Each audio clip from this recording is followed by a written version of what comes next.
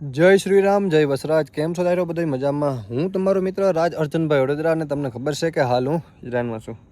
તો આપણે આજે વ્લોગમાં વાત કરવાની છે અહીંયા ઈઝરાયલમાં જે વૃક્ષ વાવે છે બરાબર, એના વિશે વાત કરવાની છે બરાબર. તો હવે ઇન્ડિયામાં તો આપણે ભાઈ એટલા ઝાડવા છે ને કે એની વાત જવા દો, કારણ કે આપણા ભારત જેવી તો વાત થાય જ નહીં ભાઈ, કારણ કે ભારત તો ભારત, મેરા ભારત મહાન બરાબર. ઓલું એમ કે જૂતે હે જાપાની, ઓલો ખબર ગીત હે, મને આખું ગીત નથી આવડતું. જૂતે હે જાપાની, પતલુંગ હે ઇંગ્લિશતાની, એવું કંઈક ગીત છે બરાબર. અને તોય મતલબ કે ગમે એ દેશમાં હોય, આપણું દિલ હે ને એ તો હિન્દુસ્તાની જ હોય બરાબર. તો અહીંયા થોડાક નિયમોની થોડીક વાત કરવી હતી, અને એની સાથે આપણે થોડોક ChatGPTનો થોડોક ઉપયોગ લેવાનો છે. એટલે બીજા ફોનમાં ઓલરેડી ChatGPT મેં ખોલીને રાખ્યો. હવે જુઓ, અહીંયા છે ને હું નવરો બેઠો તો હું હાલો આવો કંઈક વિડીયો બનાવું, વ્લોગ બનાવું, એટલે મારા કાયમ માટે વ્લોગ ચાલુ રહીએ. હવે જેટલા વૃક્ષ વાવેલ છે ને, જેટલા વૃક્ષ જુઓ, જેટલા વૃક્ષ, હવે અહીંયાનો કોઈ મતલબ કે લોકલ માણસને છે ને આ ઝાડવું નડતું હોય, માની લ્યો કે આ ઝાડવું અહીંયાથી આમ જવું હોય ને એને નડે છે બરાબર, તો એ કાપી ના શકે, એ ના કાપી શકે. અને એ કાપે બરાબર ઝાડવું, તો હું થાય ને તમને હમણાં આ બ્લોગમાં જ બતાડું ChatGPTનો ઉપયોગ કરીને. કારણ કે કોઈ કટિંગ ના કરી શકે, એના જે નગરપાલિકાવાળા છે એ પણ આખું વૃક્ષ કટિંગ ના કરી શકે. એમાં જે દારેખી મતલબ કે કંઈ નડતી હોય દારેખી, તો એ કટિંગ કરી શકે, આખું ના કરી શકે. તો વિદેશમાં, બધાય દેશમાં તો ખબર નહીં, પણ અમુક દેશનો નિયમ એવો છે કે વૃક્ષ કાપવાથી પણ ઓલું કરે છે. કારણ કે આ લોકોને કેમ ખબર, પહેલી વાત તો કેટલા વૃક્ષ આપણે વૃક્ષ વાવે છે, પણ આપણે વૃક્ષનો કોઈ ગણતરી નથી કરતા. મતલબ કે કોઈ ગણતરી નથી કરતા કે એટલા છે કે આ છે એમ. મતલબ કે ઠેકઠેકાણા ગામમાં વાવવા હોય તો આપણે ભાઈ મજા આવે ને રોડના સાઈડમાં વાવી દઈએ અમને. પણ હવે અહીંયા તમને હું કહું કઈ રીતના છે ને કઈ રીતના નથી બરાબર. વૃક્ષની ગણતરી કઈ રીતના કરવામાં આવે છે.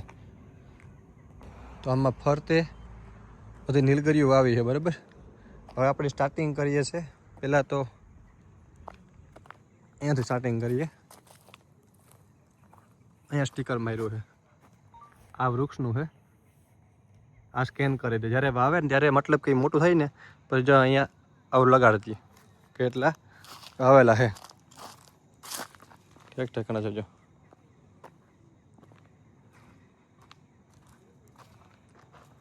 સેમ અહીંયા પણ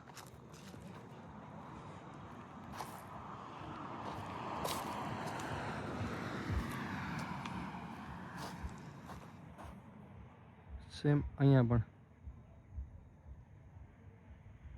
પણ બધામાં બારકોડ રાખેલા છે.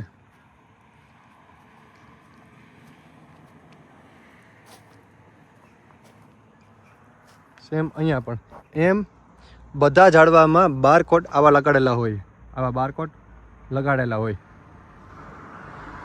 તો મેં તમને જેમ આગલા બ્લોગમાં વાત કરી હતી કે ChatGPTનો ઉપયોગ આપણે આપણી લેંગ્વેજમાં કરી શકીએ. તો અત્યારે મેં ChatGPT આમાં ખોલીને રાખ્યું બરાબર. તો હવે આપણે ChatGPT ઉપર વાત કરશું આપણે કે શું થાય અને શું ના થાય. તો તમે પણ સાંભળો.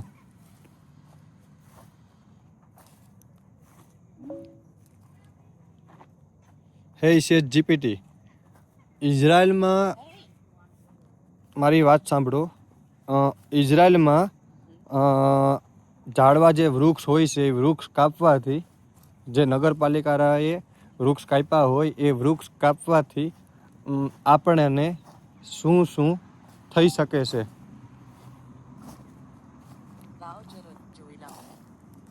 જો તમારો પ્રશ્ન એવો છે કે ઇઝરાયલમાં પરમિટ વગર કે નગરપાલિકા દ્વારા સુરક્ષિત વૃક્ષ કાપી નાખીએ તો શું થાય, તો એનું પરિણામ ખરેખર ગંભીર હોઈ શકે છે.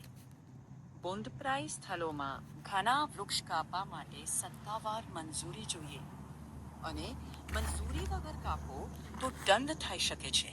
કેટલીક પરિસ્થિતિમાં કાનૂની કાર્યવાહી પણ થઈ શકે, અને કાપેલા વૃક્ષોની જગ્યા પર નવા વૃક્ષો વાવવા કે વળતર ચૂકવવાનો આદેશ પણ મળી શકે.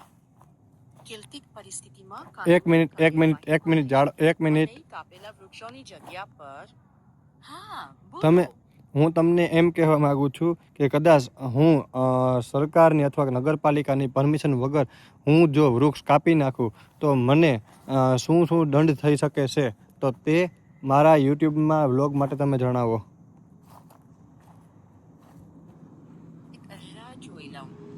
હા, તો તમારા યુટ્યુબ વ્લોગ માટે તમે એમ કહી શકો, ઇઝરાયલમાં સરકાર કે સંબંધિત ફોરેસ્ટ અધિકારીની પરમિશન વગર સુરક્ષિત કે કાયદા હેઠળ આવતું વૃક્ષ કાપવું ગેરકાયદેસર છે.